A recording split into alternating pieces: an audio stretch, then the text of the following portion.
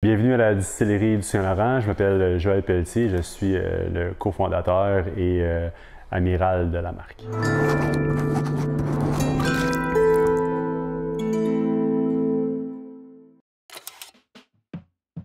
Le projet de la distillerie du Saint-Laurent, ça remonte à quand même à quelques années.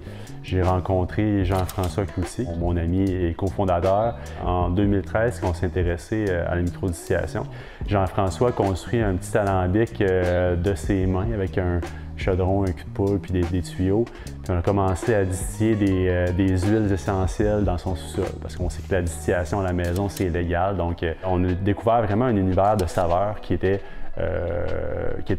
pas accessible autrement que par la distillation. Puis à ce moment-là, il y avait très peu de distilleries en opération au Québec. Et nous, on voyait l'opportunité de créer une distillerie sur le bord du fleuve, à Rimouski, en s'inspirant de notre terroir. Dans le cas du gin Saint-Laurent, qui est notre premier produit, on a utilisé la mer comme source d'inspiration.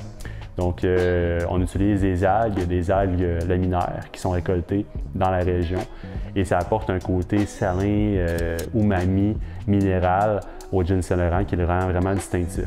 Et donc, en 2017, on commence à distiller du whisky. Donc, on travaille 3 recettes. On travaille un single malt. On travaille une recette de seigle, donc de rye whisky, et une recette qu'on appelle le 3 grains, qui est plutôt proche du bourbon américain. Donc là, aujourd'hui, on a environ un peu plus de 500 barils de whisky de produits. Troisième classe de produit qui est l'acérum, c'est-à-dire qu'on prend du sirop d'érable, on va aller le transformer en alcool par fermentation avec des levures. On va ensuite le distiller, ce qui nous permet de découvrir tous les arômes cachés de l'érable derrière le sucre.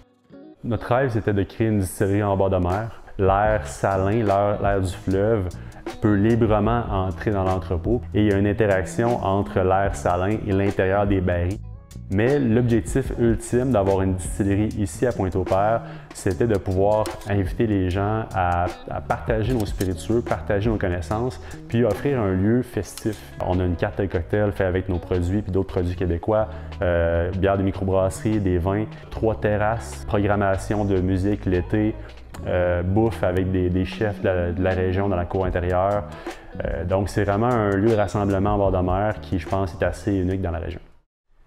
Au plaisir de vous recevoir à Pointe-au-Père.